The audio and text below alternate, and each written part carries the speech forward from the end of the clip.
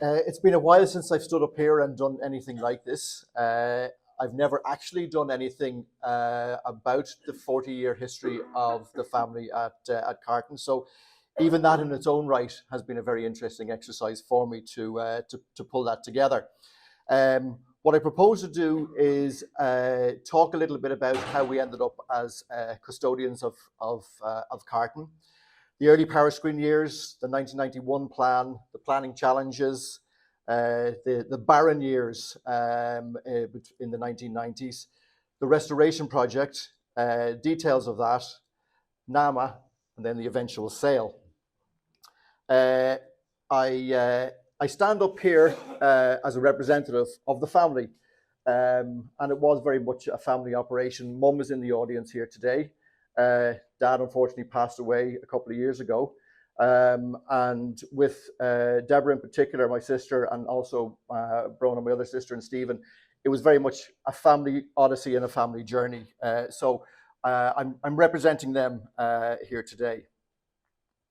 So a little bit about Dad, about Lee, and it'll be Lee and it'll be Dad, and I'll mix it around. So both Mum and Dad are proud Tyrone people. Mum was a Hart from Ballaghaly, and Lee was born in Pomeroy on a very rural subsistence farm on the old Stewart estate. No electricity, no running water, a very, very, very different life to what he ended up with. Well, I don't know what was ever in the air, and the rarefied air up in the mountains of Pomeroy, but it created an entrepreneurial, inquisitive, and determined mind, one that never stopped working right up to his illness a couple of years ago. In 1966, Dad and his two partners founded Powerscreen, which revolutionized the sand and gravel and aggregates recycling world and became incredibly successful very quickly. And in the photograph, you'll see what was one of the original Powerscreen Mark I screeners. In 1977, the Troubles were roaring in Northern Ireland, and an opportunity presented itself that would change our lives and leads me to standing here talking about Carton today. In December 1976, David Noel Kane, the owner of Carton for the previous 8 years, after inheriting from his father, Lord Brockett, declared it would be his last Christmas in Carton. He simply couldn't sustain it anymore.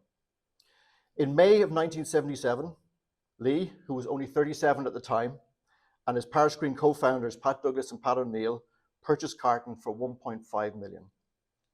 The truth is that the three lads didn't really have a vision for what Carton might become, and Dad, at the time, previously admitted that he was absolutely intimidated by the place.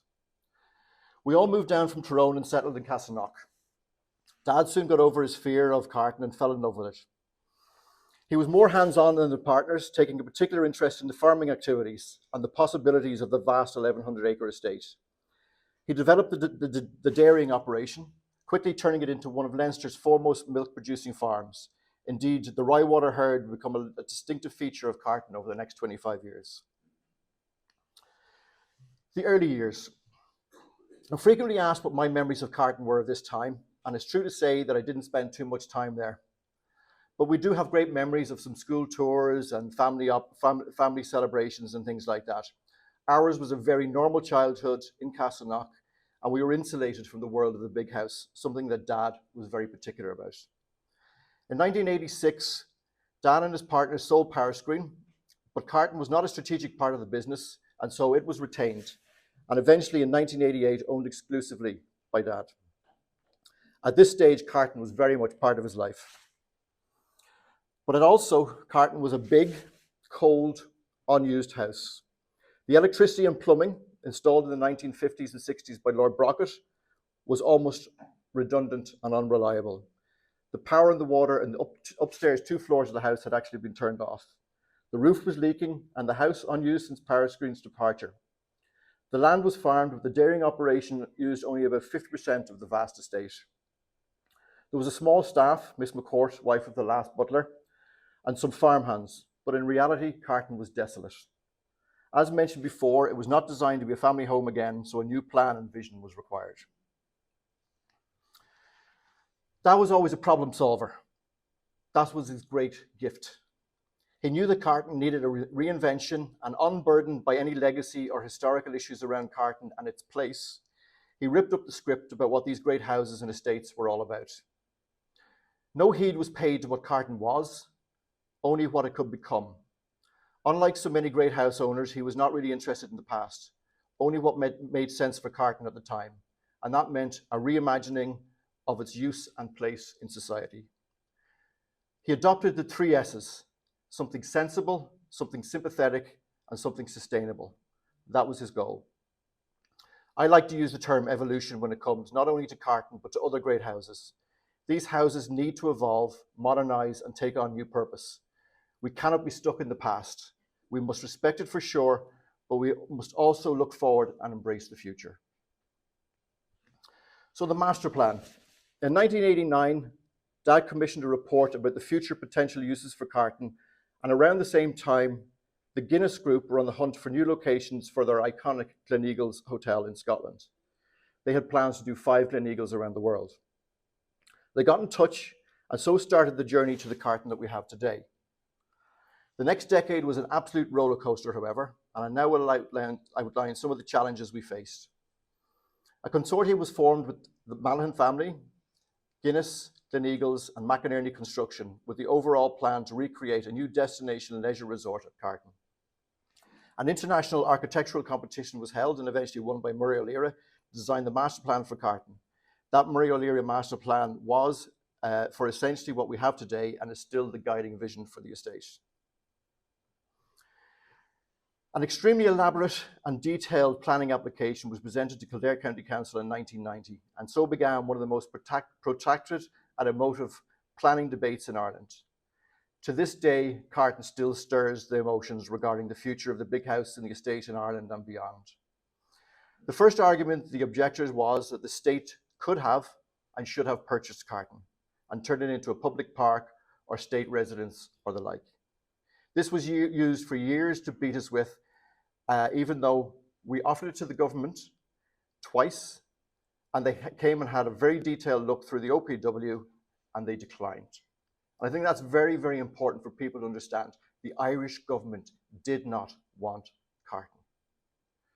The Georgian Society, An Taisce, local lobby groups, and even lecturers and staff from this very institution, Maynooth University, objected vehemently to our plans. Now, I can understand some of those objections, based out of fear, but the planning application was preceded by a material contravention vote by Kildare County Council. I think it's important to stress just how brave and proactive both the councillors and the planning department in Kildare County Council were with regard to Carton. This was a very unique and difficult application, but the council stepped up and supported the development, something that we are eternally grateful for. It was partially approved in 1991, but appealed by a number of the previous objectors. And in parallel, we got a blow in that the CEO of Guinness, Anthony Tennant, who was the real driver of the leisure and hotel elements of Guinness, was replaced. And their new boss changed the focus away from the hotel and leisure industries and back to brewing. So Guinness and Gleneagles walked away. Lee and Jed Pearce, the chairman of Pearce Construction, fought the appeal themselves at a controversial 2-week oral hearing on Bord Pleanála, and ultimately secured planning permission for the redevelopment of Carton. So in 1992, Dad had won the first battle in the resurrection of Carton. Unfortunately, without Guinness and Gleneagles, he had no operator or financial support. So Carton remained in limbo for most of the 1990s. Around this time, another setback befell Carton. Lee's pride and joy, the Ryewater herd, became one of the most high-profile casualties of a new terror, BSE, or better known as mad cow disease. One cow out of 1,000 head of cattle showed signs of this new illness, and the government policy at the time was simple: cull the entire herd. Unfortunately, we repopulated, and this happened again in the mid-1990s. It was obvious farming was never going to save Carton. So during that time, we had, apart from the farm, the only source of income was the occasional wedding, film, and some tenants on the estate. The most famous of these tenants sadly passed away just last month. Marianne Faithful arrived in 1990 and stayed in the Shell Cottage for 7 years. She was a model tenant and even joined us for some of our famous Christmas parties And in the photograph there, you can see Marianne at the drawing room at one of the Christmas parties. And when forced to, and with a couple of drinks in her, would sing for us as well, which was wonderful. Over the years, we've entertained some very interesting guests, from Bruce Springsteen to Mick Jagger, and some returning visitors in Julie Andrews and Prince Rainier. And indeed, some of our own tenants went on to greater things. Ray Coyle of Tato fame, and Marianne O'Brien, who made her first Lily O'Brien's chocolates in the stable flat in Carton. Ronan Keating also rented rented with us for about 18 months after he got married.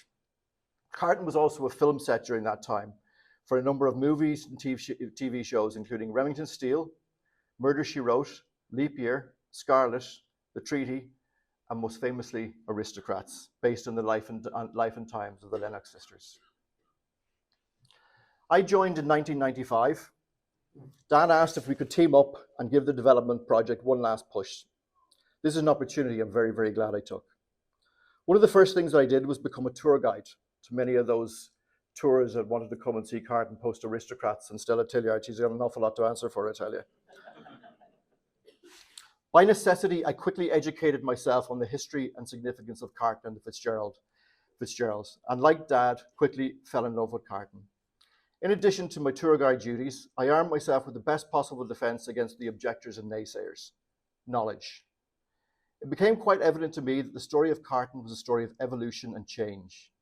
There'd been a house in Carton since 1601, remodeled in 1739, again in 1820, and remodeled by Lord Brockett in the mid-20th century. So why not again in the year 2000? We were its custodians, and it was our duty to ensure it had a future. But perhaps we were not the typical custodians that many of our objectors wanted.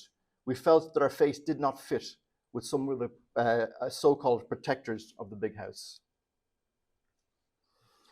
We began our quest with a revised worldwide search for a suitable hotel partner. Along with Bord Fáilte, we met many potential suitors, and in 1997 settled on ITT Sheraton and their luxury collection brand. We worked with them for 2 years on an updating of the Gleneagles scheme. During this period, they were actually taken over by Starwood Hotels, and we were going to become a Western resort. At this time, we also applied for and won a £6 million grant from the EU, available to large-scale integrated tourism projects. This was a meticulous and time-consuming application that took about a year to complete. But it also kicked off another round of objections, including our own Maynooth Community Council, initially voting to write to the EU to object to the £6 million grant. And then after allowing me address them personally, they reversed that decision for the first time in the history of the council. This was a very fraught and isolating time for us in Carton. There was a huge campaign against our plans, culminating in an article in the Sunday Independent where we referred to, and I quote, "They are like abortionists. If they were to admit it is what they are killing, they could not go through with it."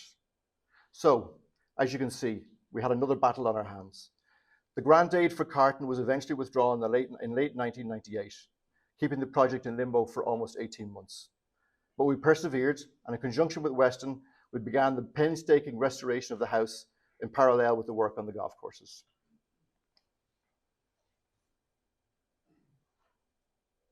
So work commenced in 1999. As stated in the Architectural Heritage Protection Guidelines for planning authorities, good conservation practice allows structures to evolve and adapt to meet changing needs while retaining their particular significance. The Venice Charter, issued in 1964, defines the idea of monuments and sets out the approaches necessary to maintain such monuments in contemporary society. We follow the spirit of the Venice Charter, in particular, the understanding that any new intervention should be distinct from the architectural composition and should bear a contemporary stamp. The first action that we did was a full architectural survey by Muriel Lira and the Irish Architectural Archive. We adopted a policy of minimum intervention. Evidence of age is maintained rather than trying to restore a perfect finish. Thus, the charm and character is maintained. We repaired rather than replaced, again to preserve the authentic fabric which contributes to the special interest of the structure. And reversibility. Technically, everything we did in Carton is reversible. All the new structures can be taken out. In total, the main house restoration took about 6 years to complete. I'm just listed out there 25 different consultants that we had at the time. Now, I'm not going to go through them all, but I'm just going to pick out a few for you. We had a conservation consultant, historical consultant, wallpaper specialist, paint sample investigation and report samplist, landscape consultant, timber decay analyst, Chinese wallpaper conservator, ecological consultant, acoustic consultant, to name but a few. So we started with the exterior stonework on the house. The first operation was the cleaning of the stonework so that a stone-by-stone inspection could take place. This inspection was carried out by a trained stonemason, experts that could tell by the sound of an anvil on a stone as to its integrity. This inspection was taking place and at the time we prepared working drawings showing the general arrangements of the joints and the stone detail, which was marked up by hand, showing the various repairs to be carried out on detail of each runner stone. So what you can see there is actually a hand-drawn, this was pre-CAD and pre-computer, a hand-drawn representation of every single brick and stone on the front and rear facades of Carton, with a mark saying replacement, repair, new graft, whatever it is, and it's all there, and we still have those. Depending on the damage done, a number of repair options were used. Removing damaged stone and replacing it with full new stone indents, removing parts of the damaged stone and inserting localized stone grafts to damaged and worn areas, repairing less damaged areas with repair mortar, injecting specified cracks with epoxy material, retooling areas of stone to remove loose and flaking surface, and a complete repointing with lime mortar. After the stonework, we repaired all 230 windows. But we repaired them with a new policy that we actually pioneered ourselves, where we worked with a timber restoration expert and a leak slip company, and we actually designed or came up with a new form of repair, like dentistry for historic windows. We would drill out the rot, and a new epoxy filling or bond was used to repair the timber. This meant that more of the existing historic windows, and in particular the glass, would be retained.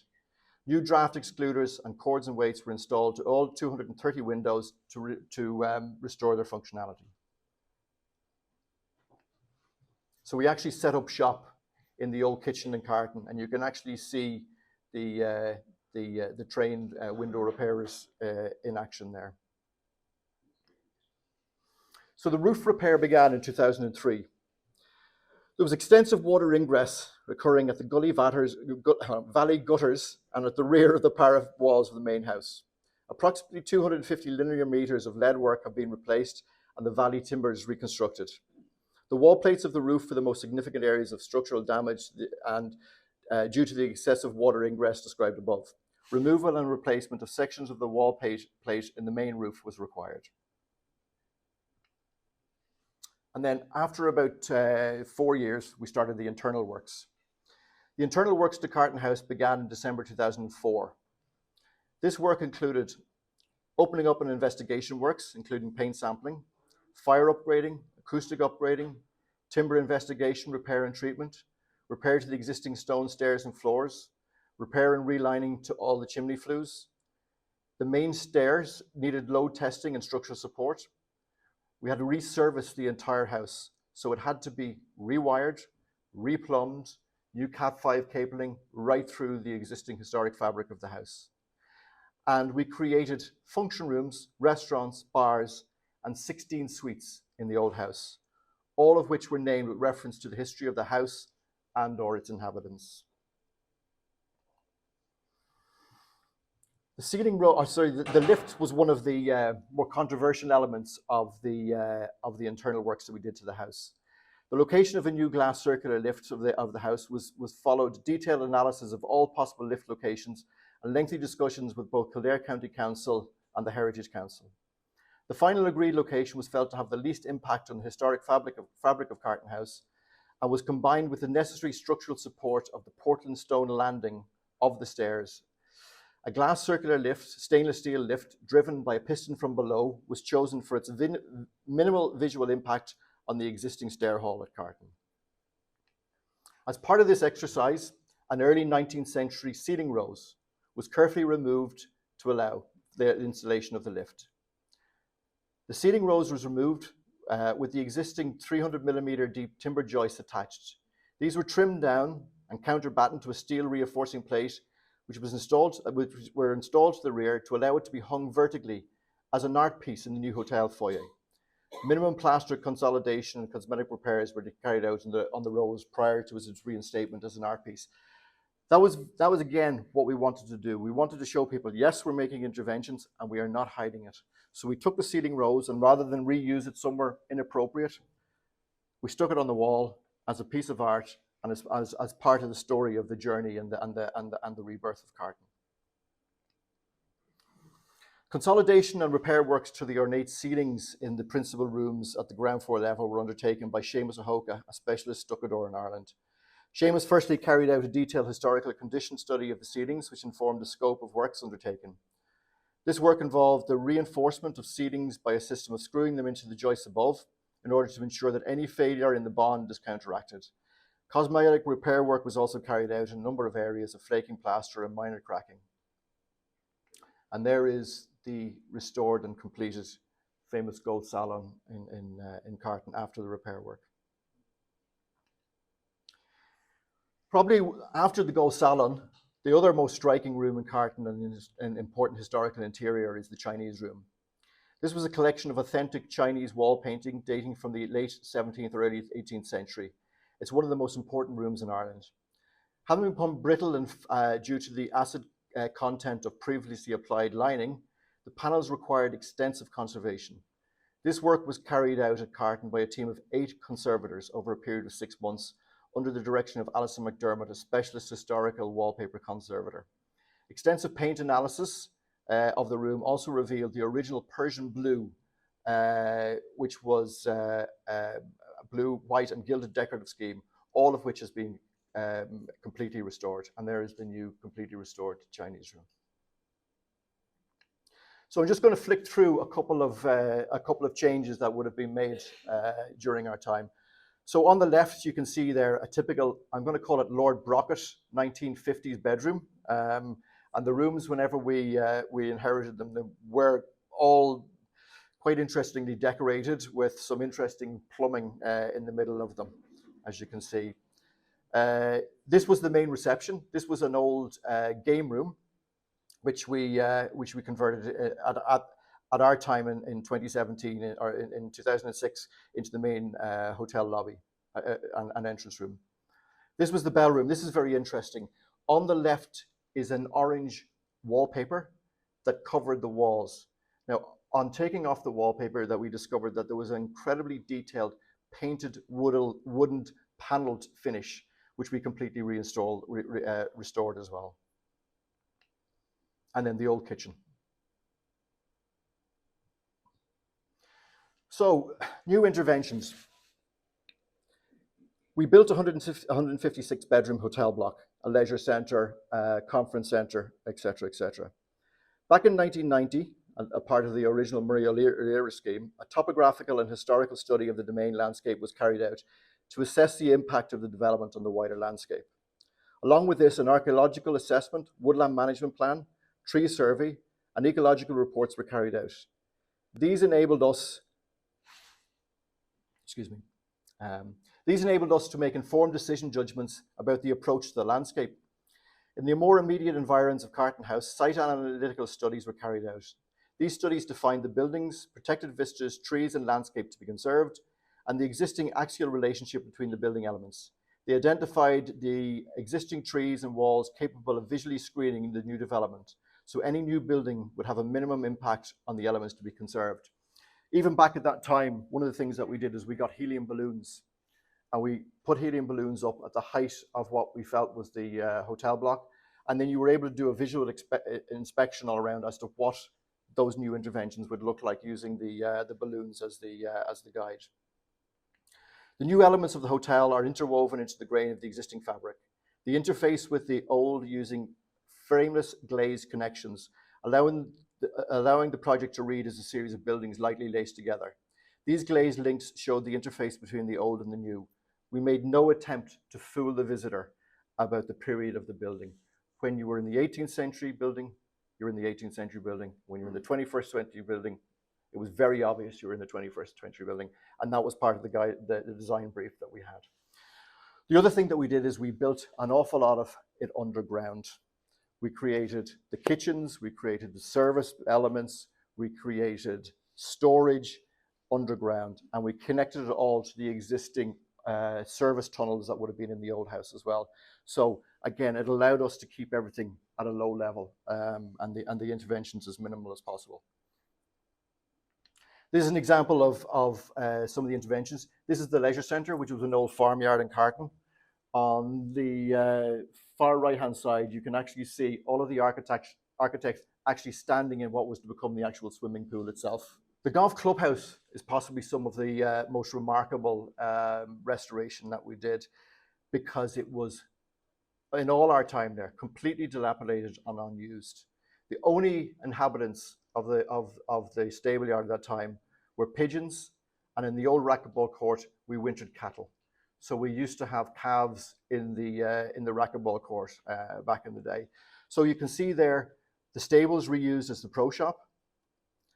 You can see the vaulted lounge there as a meeting room. It's now the pantry in Carton, if you're familiar with it. The lofts, which are the members' changing rooms, and the actual clubhouse itself. So the clubhouse opened in 2004, and I think this is not a bad time to talk about. We talked about some of the negativity surrounding what we were trying to do, but there were a few beacons of light in the middle of all that. The clubhouse was officially opened in 2004 by the Marquess of Kildare, who would later go on to become the 9th Duke of Leinster. Maurice and Fiona became great friends to us in Carton. They re-engaged with Carton and their Irish identity, and became great supporters and a great source of strength for us during what we were doing. The Duke's daughter, Francesca, actually got married in Carton in 2017, something that he genuinely never thought he would see. One of our early employees was Hermione Fitzgerald, niece of the Duke. Hermione went on to become a professional golfer for a time, representing Carton House on tour and playing under the Irish flag, and is a great friend to this day. Also at this time, and Terry alluded to it in his introductory remarks, Terry and the Centre for the Study of the Historic Irish House and Estate became a great ally for what we were doing. Terry was one of the first of the historical consultants and experts to listen and to give us tenure and to give us acceptance. And to Terry, he knows this, but it meant an awful lot to us at the time, and still does. One of the most controversial elements of the project was the building of 145 houses in the woodlands in Carton. The housing element was an essential funding tool that facilitated the restoration of Carton and the outbuildings. Like all the other new interventions, the housing was designed to fit into the existing landscape. It's nestled into the woodlands and it's hidden in the tree line. We still call, and the Mallaghan family, we still call Leinster Wood in Carton home, and I genuinely can't think of a better place to live. In addition to all the restoration, the leisure and the residential, the estate had to be serviced from scratch. This collection was formed in Kildare. It is very fitting that it has remained in the county in which it was formed. Its close connections to Leinster House are another reason it is very fitting to be now secured for the state, to the state for prosperity. So Carton and the community. Carton currently employs about 300 people. Last year, I guess around 100,000 people or more would have visited Carton. That, of course, would have been bolstered by the fact that the Ladies Irish Open was there as well. But if you take all the golfers, all the visitors to the hotel, all of the walkers, and all of the various reasons that one might find to come to Carton, that's a very significant number. I put Carton House Golf Club in there because it is a community. We have a wonderful, wonderful golf club, great members, and great friends. And I think that's, it can't be underestimated just what that has meant to a lot of people. About 15 years ago, we started sponsoring Maynooth GEA. and it's something that, as everyone knows me and my affinity with all things GEA, is something that we're very, very proud of. Something that we started about 15 years ago was the Gold Mile at Carton. Alex and myself have been running it, and last year I'd say about 300 people turned up on Christmas Day and joined us for a Gold Mile. The Centre for the Historic Irish House and Estate. What can I say?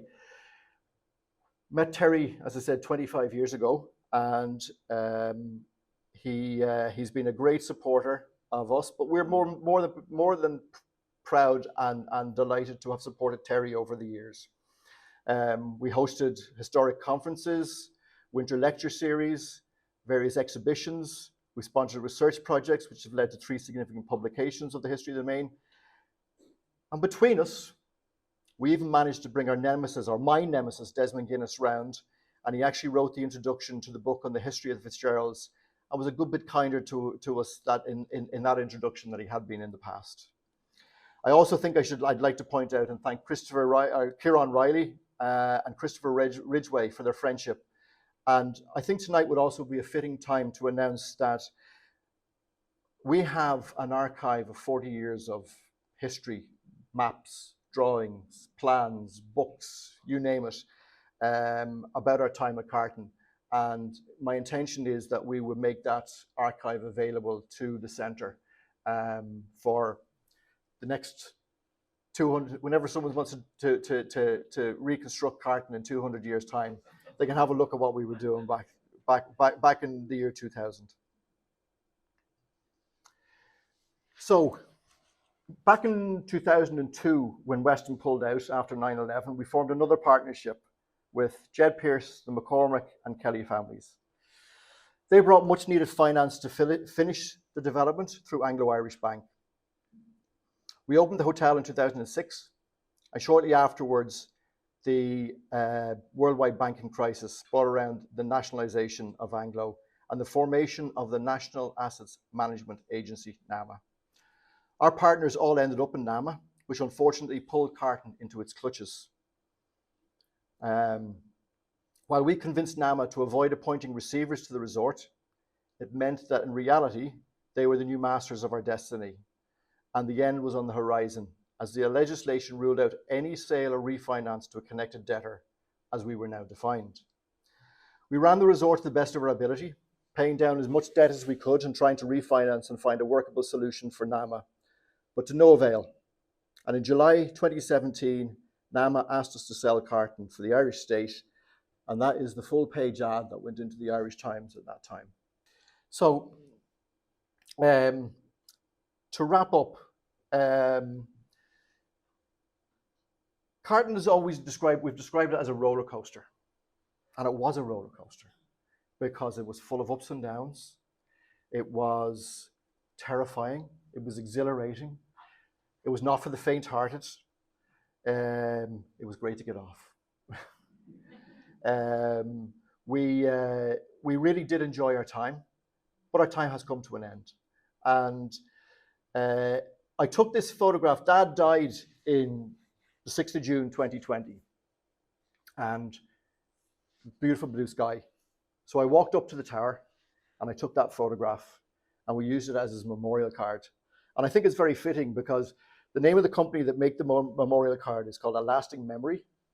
And we wrote the simple words, "I'm with you always." So, you know, to some extent, that kind of sums it all up. That's my personal reflections on our 40 years of Carton. And I think I'm looking forward to a few questions.